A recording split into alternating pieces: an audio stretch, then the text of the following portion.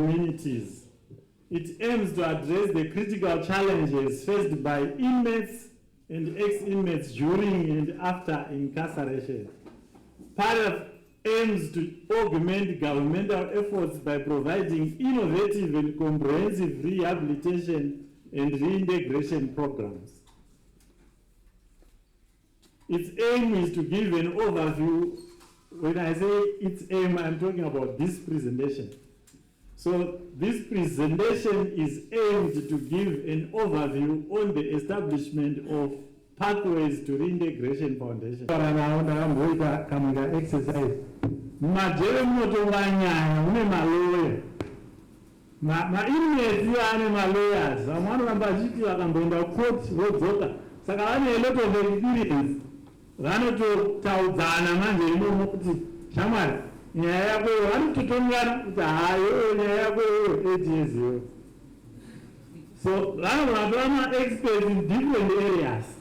Saka takaona kuti vakaitawo represent pamanagement structure zvinotibatsira nokuti tine vanhu vanenge vachititaurira nyaya chaidzo dzinoitika kana munhu akasungwa zviya zviya.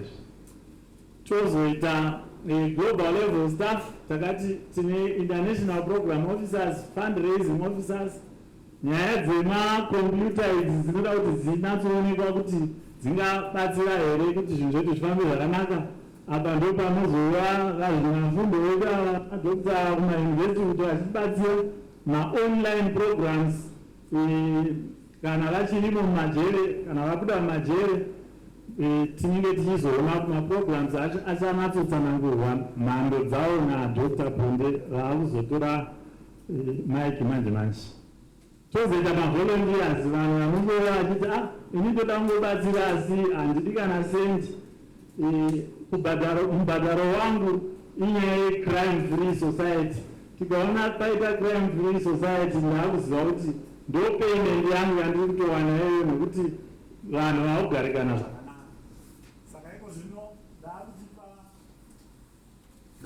Wangu kuti achirova bhora kubva ipapa.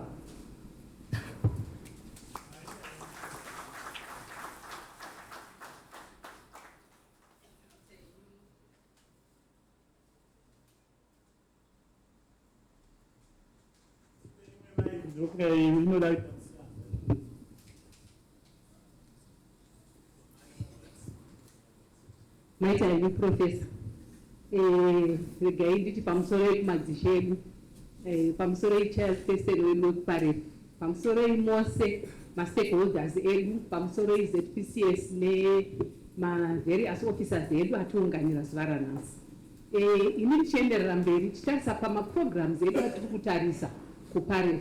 Asi ndisati ndatarisa maprograms oda kuti mungotarisa logo yedu yePAREF kuti PAREF iri kutaura pamusoro pepathways to reintegration. Kana chiti pathways tikutarisa various strategies, various ways in which inmates can be assisted to be successfully reintegrated into communities. Nzira dzakasiyana siyana dzatingatora tese sema-stakeholders kuti tibatsire ma-inmates edu kuti agone kugara zvakanaka munharaunda. Uye titarisa logo yedu futi ine maoko mairi akadai. Anditi anzi chara chimwe hachidinai achitswanyinda. Saka titoda maoko ese all hands on deck. Saka tose takadai sema-stakeholders umweni umwe akamira panzvimbo yake tese tichakwanisa kuti zhira ndobva kumashinu zhira yedu iri handiti mukuona iri pakatiyo haina kuti twasa handizvere. Saka nzira yatinotarisira kuti va-inmates edu afambe nayo umweni umwe une nzira yake nekuti yakapara inotoda a different way for rehabilitation nereintegration. Saka tinoziva kuti nzira dzedu dzinogona kukona dzigodini dzigopfira nemumakomo. Saka muchaona kuti panobuda musungwa ane nzira yake imwe inotota kuti apinde nemugomo imwe apinde yemumvura. Saka umwe neumwe sema-stakeholders tikavabatsira kuti nzira yacho iyoyi igone kusvika kumusha uko kune zuva rakanaka uko. Tikadaro izvozvo izvo tine taita kuti chinangwa chedu chibudirire. Saka tese takadai tine chokuita kuti musungwa umwe neumwe paanobuda adzokere kumusha. Madzimambo edu ari very critical kuti tigone kuvatambira tigokwanisa futi kuti vari munharaunda vatakaparadzira mhosva yacho ivava vagone kunzwisisa kuti kana munhu auya kujeri abatsirika achinja hunhu ngatimubatsirei adzokedzane. Saka PAREF ndozvairi kutoreva. Zvimwe zvese mungatokangamwa, asi batai logo yedu iyo nokuti inotaura nzira yedu yose pamusoro pedonzvo redu ratinoda kuita. Tichitangisa manje kumaprograms edu. Maprograms edu achabata chipande chimwe nachimwe. Toda kutanga nemusungwa wati ari mukati watiri kuti inmate. Tine programs dzatinoda kuita kuti tibate vari muusungwa. Ende izvozvo tinoziva futi kuti ZPCS iri kuita basa guru mukati mekubata nevasungwa. Saka toda kushanda pamwe chete neZPCS, pamwe chete nemastakeholders edu ari kushanda ari mukati meusungwa kuti inmate wedu ari mumatunhu abatsirike. Tigoitazve mamwe programs ePAREF anobata vatokuda kare. Vamwe varimo munharaunda dzedu bata havasati vagamuchirika zvakanaka, havasati vagona kuitawo basa rinoti vagone kurarama pamwe chete sevanhu vakatobuda muusungwa. So tine maprograms atichaita zvakare anobata ma-ex-inmates. Then we are also looking at communities. Ma-communities edu are our key stakeholders. Zvakakosha kuti tigone kubatirana nema-communities whether vari mutown kana kuti vari ma-growth points kana kuti vari maruva, nekuti kuma-communities ndokwazvinotangira. Vanotanga kupara mhosva mucommunity, vopinda mujeri, vorehabilitate, vodzokerazve kucommunity. Saka pese patinoita program imwe neimwe tinoda kucommunity kune dzimhuri. Kucommunity ndokune madzisekuru nemadzimbuya nemadzibaba nevakaparirwa kuti mhosva vari mucommunity. Saka program dzedu dzePAREF dzinofanirwa kumika sure kuti dzinoadresa community. Tigotarisazve maofisa edu. Tinoziva kuti we are moving in the correctional environment, handiti we are moving from prison to corrections, ndizvo. Saka it's important that we work together with our correctional officers, not prison officers, correctional officers, because we are in the business of corrections, ndizvo. Saka vese vari kuita basa rose ratiri kuti tibatana pasi muchite maofisa. Donzvo redu nderekubvisa kuparika kwemhosva kuri mumunhu kuti munhu agone kudzokera mucommunity ararame zvakanaka mucommunity. Saka we also want to address some of the correctional mindset in our correctional officers so that our programs can be successful. So, in terms of the pathways, one pathway is education.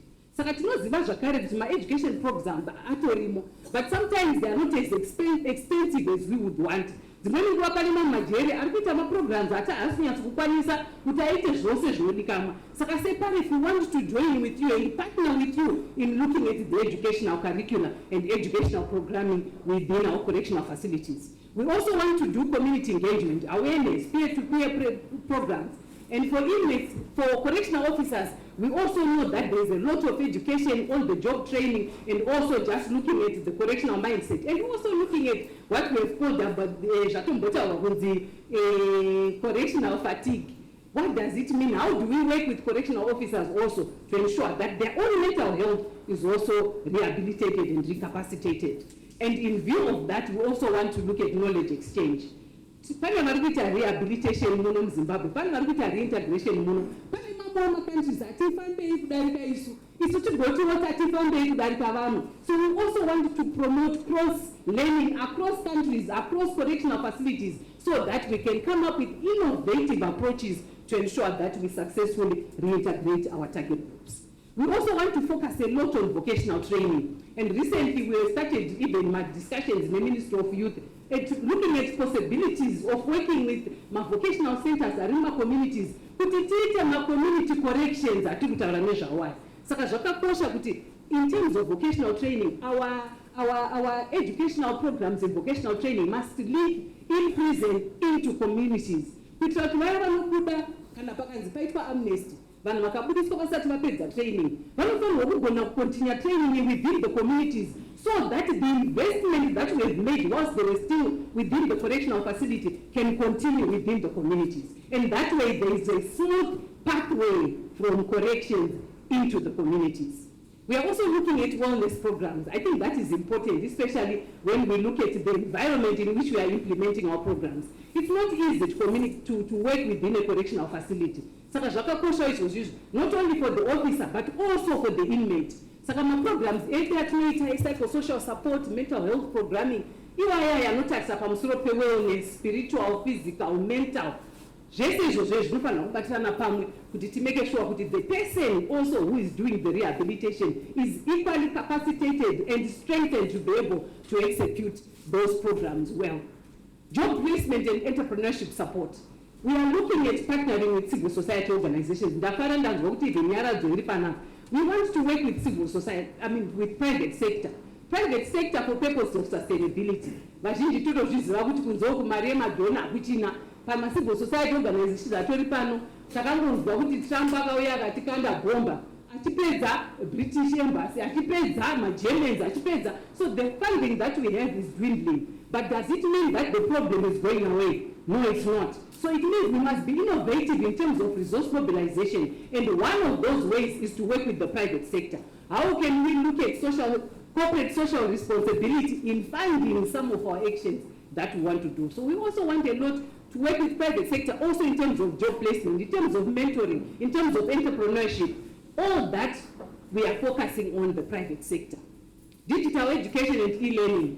This one is interesting because we know that prisons and correctional services are a security sensitive environment, but the digital space is upon us. AI is upon us.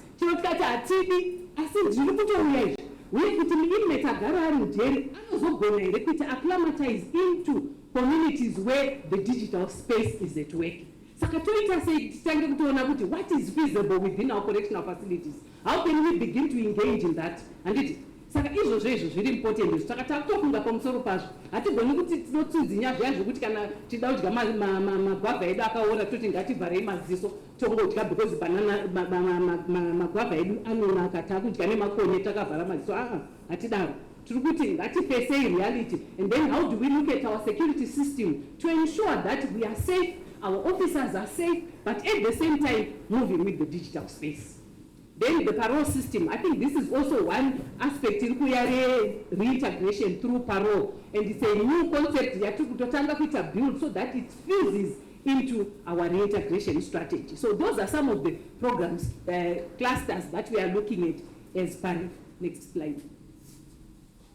So in slide, you put some stakeholders, nokuti zvazvatataura kuti maoko ese ane chokuita nerehabilitation nereintegration yemusungwa. Saka tikutarisa every aspect of stakeholder, from UN agencies to embassies to government agencies to private sector to NGOs and to communities. So inongori muenzaniso wevanhu vose nemaoka ose atinoda kushanda nawo sePAREF, nokuti tinotonzwisisa kuti imi mune chokuita pamusoro perehabilitation, mune chokuita pamusoro pereintegration, madzishe edu ane chokuita pamusoro pereintegration, ane chokuita pamusoro pekugashirwa kwevasungwa, mareligious leaders edu ari panosai mune chokuita to ensure kuti vasungwa vedu vanotendeuka uye vaparirwa mhosva vanogona kuregerera, vagogona kugamuchira, tigopromota kuyanana mukati mecommunity. Maorganizations edu pamuri kubva ikoko vamwe vari kuita psychosocial support, vamwe vari kuita peer-to-peer training, vamwe vari kuita small tool support, whatever, livelihood support, whatever you are doing, we are saying it is key in making sure that we work together. Maita enu. Saka tikukutaura kuti umwe naumwe stakeholder paumire ipapa chatiri kungoda is to have a very coordinated approach to reintegration. Tinoziva kuti vamwe vamwe vanga vachishanda pakasiyana siyana, asi chatinoshuvira manje sePAREF ndechekuti tive coordinated, timeke sure kuti majeri ose anosvikika.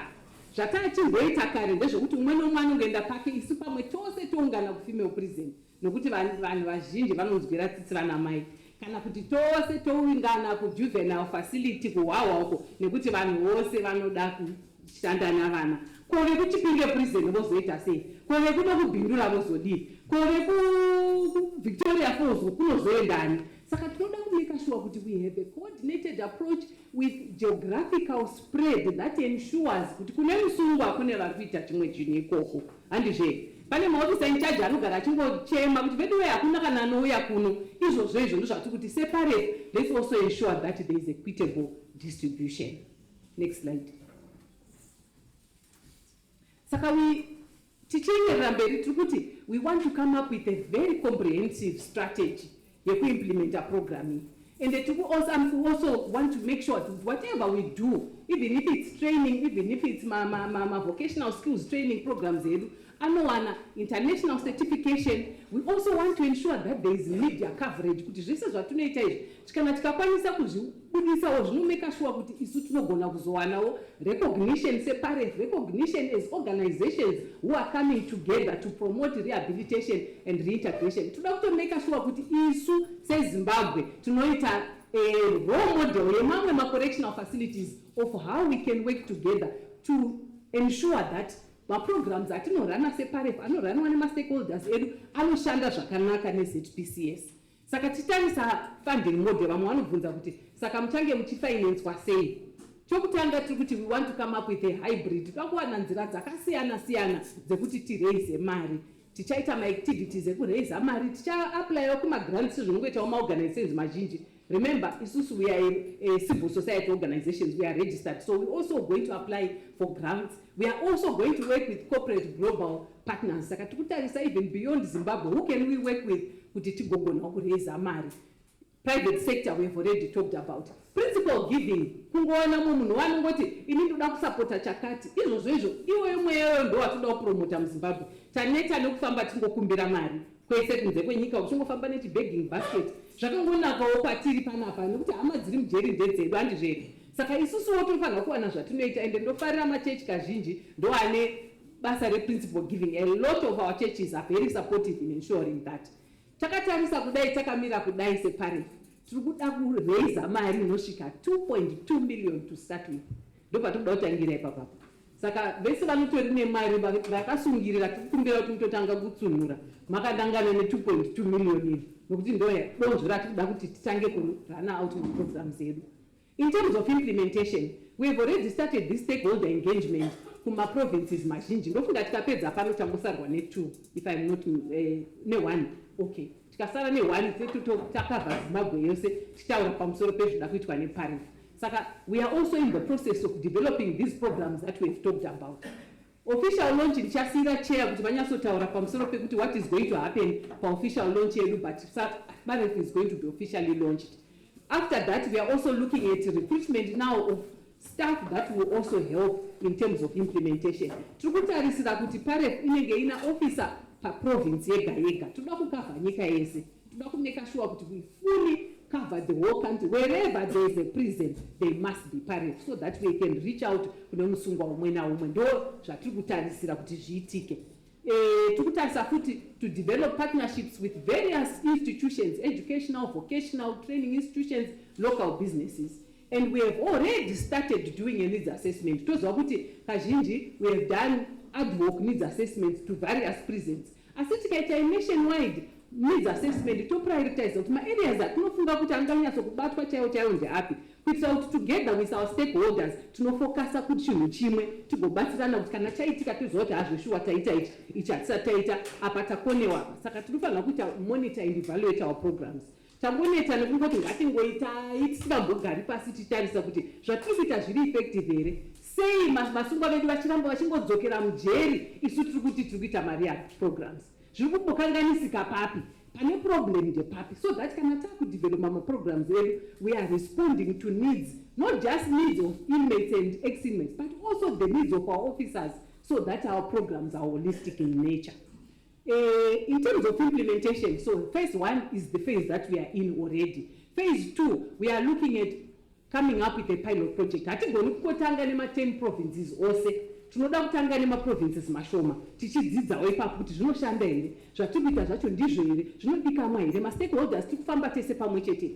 So we are looking at piloting in selected provinces. Then we are able to establish sustainable programs, especially in terms of rolling out vocational training, mental health support, community outreach efforts. Community kwakakosha because toda crime sensitization even muzvikoro chaimo kuti vana vedu vazive kuti kupara mhosva kudini, zvinoreva kuti kudii, kana wapara mhosva umboye umboona kuti zvazvinoreva chaizvo zviri, so that we stop crime in communities. We bring a lot of sensitization within our communities, and apa futi panoda a lot of stakeholder support, especially machechi, civil society organizations. You are already in those communities, saka help us to be able to sensitize various publics on issues around commissioning of crime.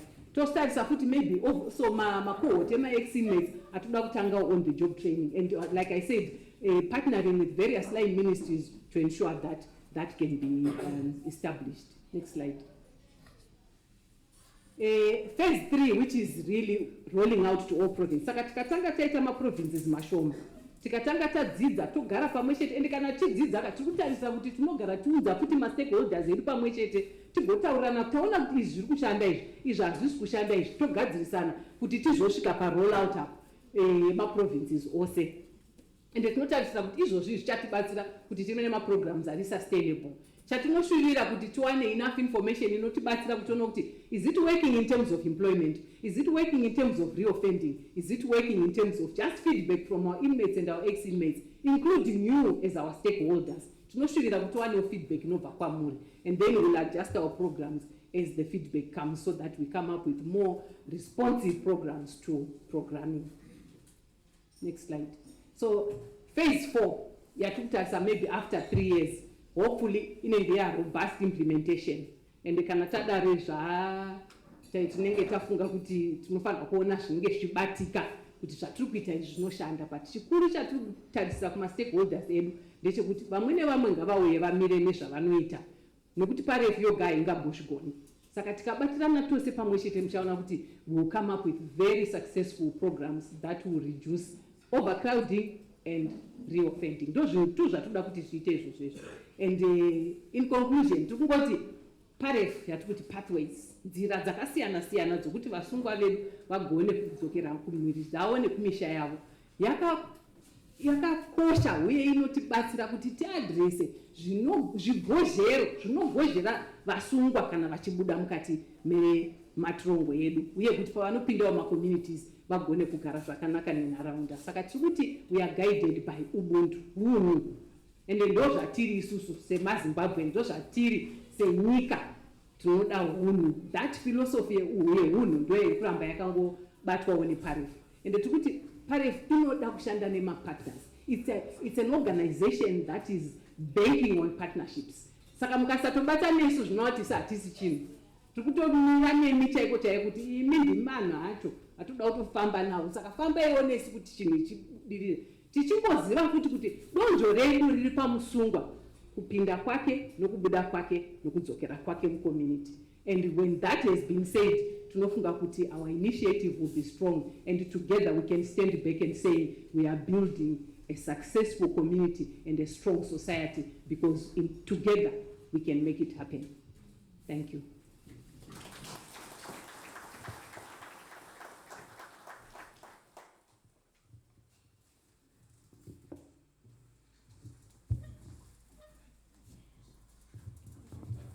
Maoko zvekare,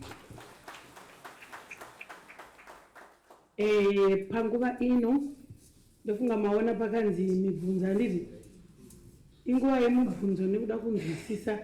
I know there are a lot of gray areas, vanhu vacho varipo, tobatsirana. Regai ndipe nguva ino kuna vamanhiri vatibatsire panguva yemibvunzo.